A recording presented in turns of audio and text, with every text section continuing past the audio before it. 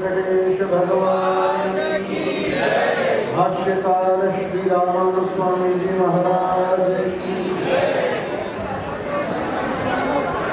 आज आप हम सब ने भगवान श्री वेंकटेश महाप्रभु की दिव्य और भव्य यात्रा को पूर्ण किया है।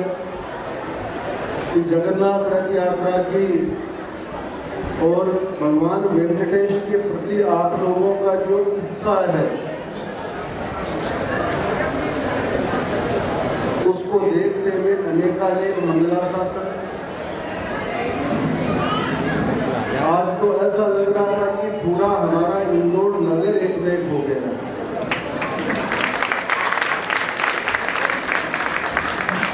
ये उत्सव ये जो 7 दिन है ये हमारी आत्मा को पुष्ट करने के दिन है। सामान्य दैनिक जीवन में हम भगवान के इतने निकट नहीं होते जितना हम उत्सवों के समय परमात्मा के निकट होते हैं।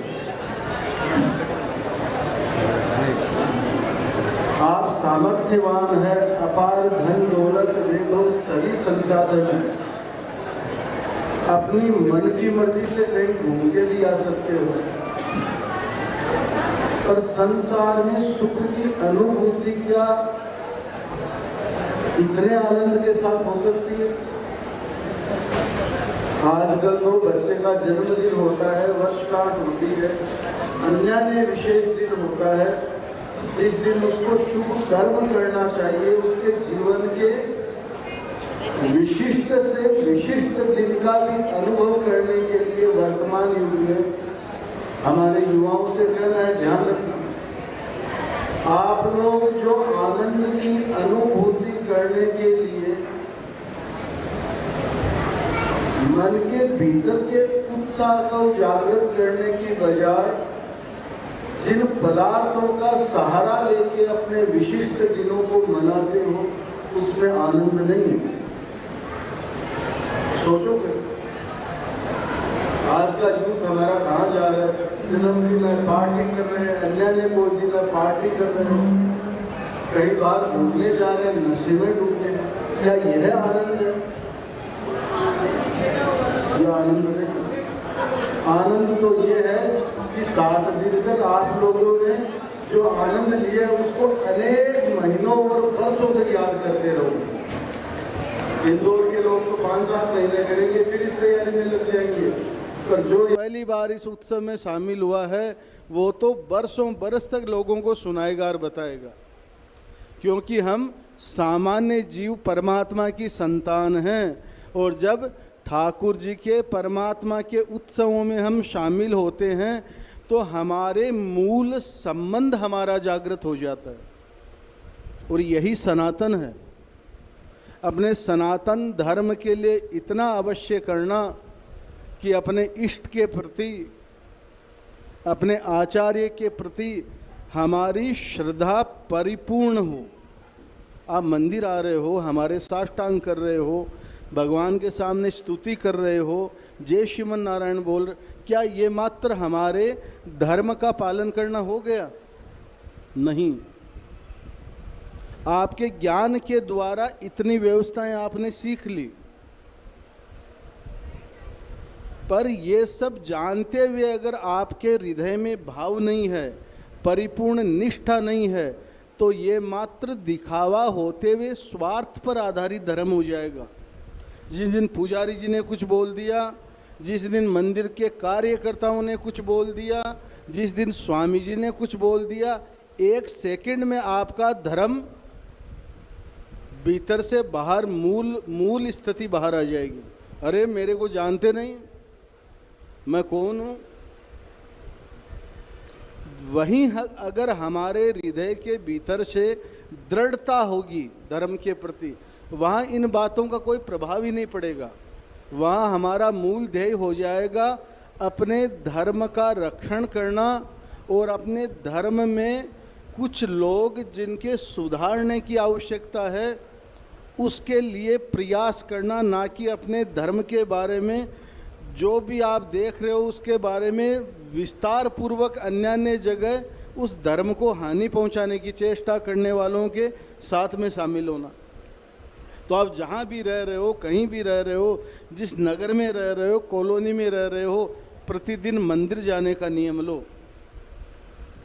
अपने घर में बैठकर घंटा आधा घंटा स्तुति गान करने का नियम लो।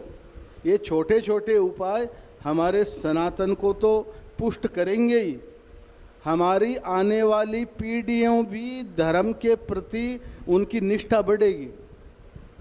आप हम सुबह जो भी प्रार्थना करते हैं सनातन धर्म में क्या करते हैं? विश्व कल्याण की भावना है, राष्ट्र कल्याण का भाव है।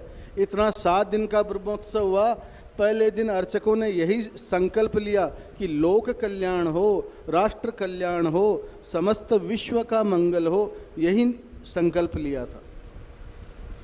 जो धर्म विश्व कल्याण की भावना करता हो, जो वैज्ञानिकता के आधार पे भी पूर्णतया सत्य हो, उस धर्म के प्रति भी हमारी सनातनी संतानों के मन में शंका है तो हमारी कमी। और जो धर्म दूसरों का विनाश करता हो, विधर्मी लोग बार बार हमारे धर्म के प्रति जहर उगलते हैं। उनकी संतानें नहीं पूछती कि हम ये कट्टरवाद क्यों फैला रहे हैं, क्योंकि उन्होंने एक बात पक्के से गांठ बांध ली कि हमसे बड़े जो कह रहे हैं वो हमें करना है।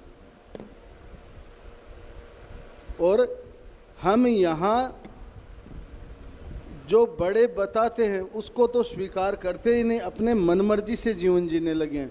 समाज को हम कुछ नहीं समझते, परिवार को कुछ नहीं समझते, आजकल की संतानें माता पिता को भी कुछ नहीं समझती। तो इतना स्वतंत्र पूर्वक जिया हुआ जो जीवन है वो आभास की दुनिया है।